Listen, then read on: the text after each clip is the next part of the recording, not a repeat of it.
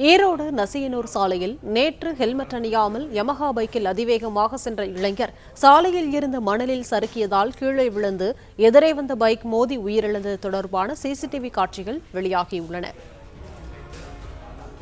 கூடுதல் விவரங்களை செய்தியாளர் ரவி வழங்க கேட்கலாம். ரவி, வணக்கம். விபத்து குறித்த முழு விவரங்களை பதிவு பண்ணலாம். வணக்கம். ஈரோட்டில் சாலையில் இருசக்கர வாகனத்தில் சென்று கொண்டிருந்த இளைஞர் திடீரென நிலை தடுமாறி எதிரே வந்த மற்றொரு இருசக்கர வாகனத்தில் மோதி உயிரிழந்த சம்பவம் தொடர்பான சிசிடிவி காட்சிகள் தற்போது வெளியாகி இருக்கிறது. ஈரோடு சூரம்பட்டி பகுதியைச் சேர்ந்தவர் பத்மநாபன் என்பவரின் மகன் பிரவீன் வெற்றி செல்வன் சொந்த வேலை காரணமாக தனது யமஹா R155 வாகனத்தில் தலைக்கவசம் அணியாமல் நேற்று மாலை நசினூர் சாலைக்கு சென்று கொண்டிருந்தார்.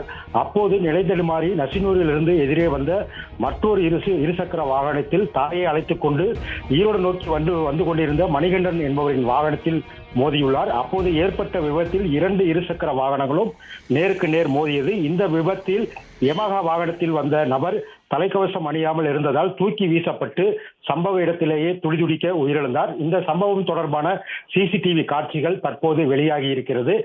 இந்த விபத்து தொடர்பாக வடக்கு காவல்துறையினர் தற்போது விசாரணை மேற்கொண்டு வருகின்றனர்.